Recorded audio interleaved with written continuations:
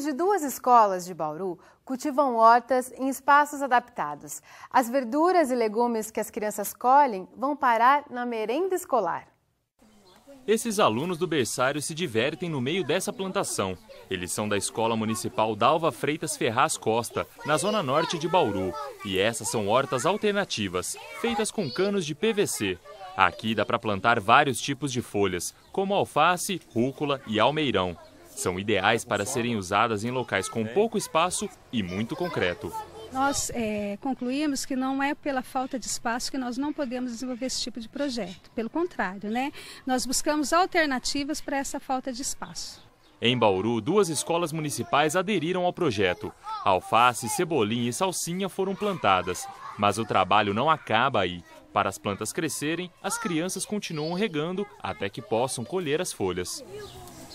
Conversando com alguns pais, já viram que os filhos chegou em casa, quer comer alface, já querendo comer até almeirão, que você achava amarguinho. Então isso daí é um incentivo, é o coração do projeto, é isso daí, incentivar as crianças, né, com alimentação saudável. O projeto foi desenvolvido pela Secretaria Municipal de Agricultura, que entregou os canteiros prontos para as crianças começarem o plantio. Os materiais são baratos, um cano de PVC com 2 metros de comprimento e um pedaço de madeira. E, claro, ferramentas para cortar e furar. O primeiro passo é riscar o cano com esse molde para depois abrir a parte de cima do canteiro. Aqui nós temos uma barra de cano, essa comum de PVC. Essa barra ela é de 6 polegadas, são 150 milímetros. O interessante é que seja acima de 4 polegadas, 100 milímetros, para que a raiz tenha condições de se desenvolver. As ferramentas tornam o trabalho mais prático e preciso, mas com uma serra ou uma faca também dá para fazer o serviço, apesar de mais demorado. O cano fica assim, com essas 2 aberturas. Depois é hora de trabalhar na madeira, para fazer as tampas das laterais e os suportes de sustentação. Aqui está feito a base, que o cano, essa parte sai, o cano vai aqui dentro. Tá? De 20 a 25 centímetros é o tamanho que a gente usa. Ela fica desse jeito aqui. Na sequência, é hora de fixar as tampas, para a terra não sair. No final, as bases são parafusadas. Os canos ficam apoiados nos pezinhos de madeira. Em uma estrutura como essa, dá para plantar até 10 pés de alface. Na escola, as crianças cuidam de 3 canteiros e o que sai daqui vai para a mesa. O volume de produção ainda não é suficiente para abastecer o refeitório, mas já complementa o cardápio das crianças. As folhas são importantes na alimentação porque combatem doenças como anemia e ajudam no crescimento. Além disso, a manipulação dos alimentos faz com que elas aceitem melhor esse tipo de comida no prato. Além de cumprir um papel pedagógico, o projeto das hortas tem um valor nutricional.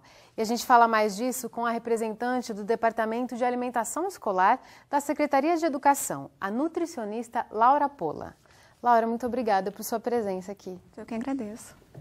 Laura, vocês percebem que quando as crianças plantam os alimentos, elas se alimentam, elas comem melhor, têm menos restrições? Sim. O que a gente observa é que, dentre as ferramentas de educação nutricional, a horta é a que surte mais efeito.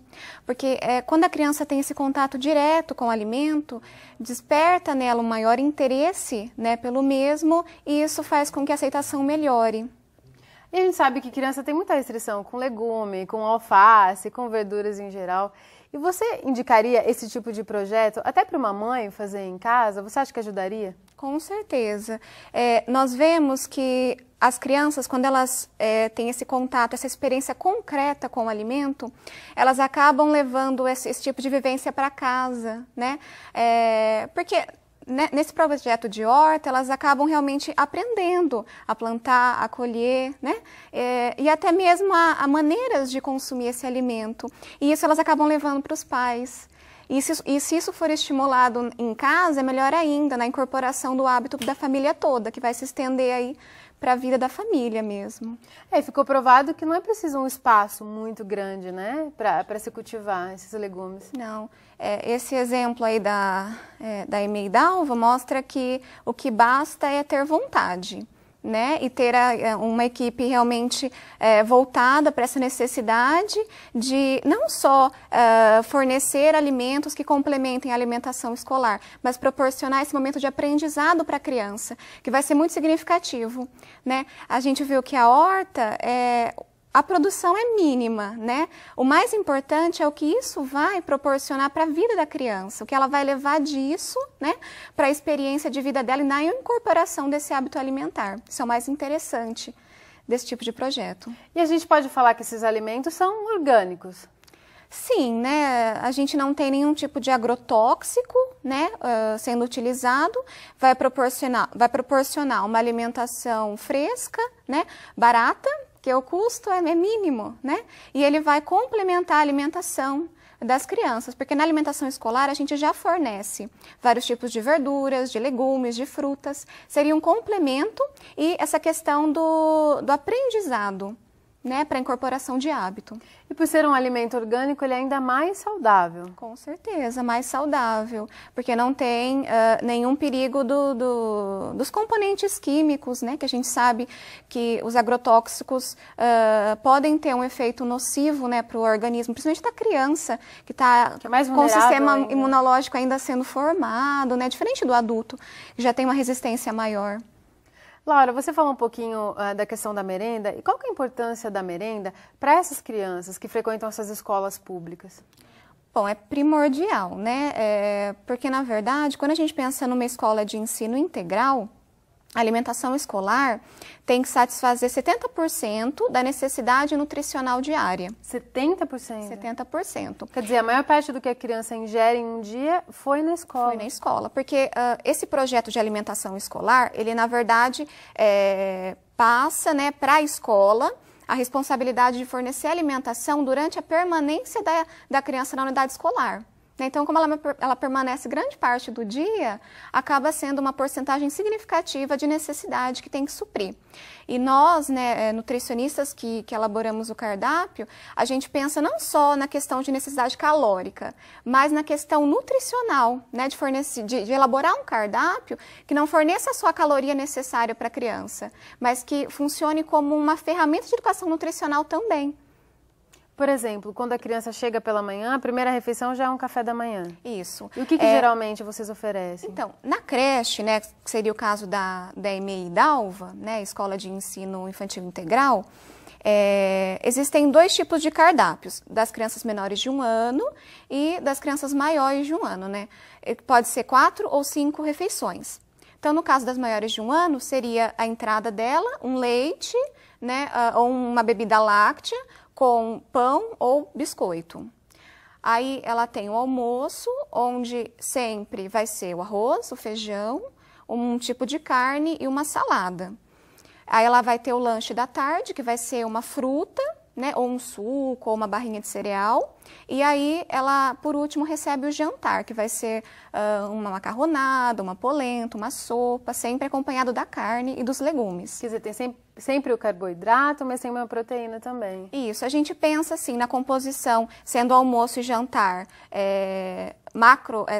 seria assim, refeições maiores, né, onde a gente tem os componentes carboidrato, proteína e gorduras, e os lanchinhos intermediários. É importante a gente detalhar, porque serve para as mamães também que estão nos assistindo. Sim. Inclusive, isso do hábito, né, de consumir o arroz com feijão, é algo que a gente realmente vê de muito importante, porque o brasileiro está perdendo esse hábito.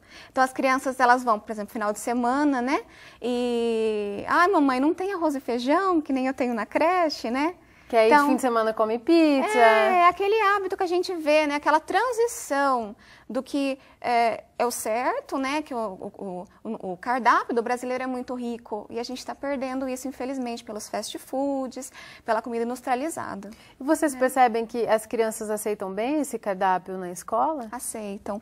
O que a gente percebe é que, principalmente a criança que ela estuda, né? Na creche, na escola integral, muitas vezes ela vai com aquela resistência, porque ela não conhece.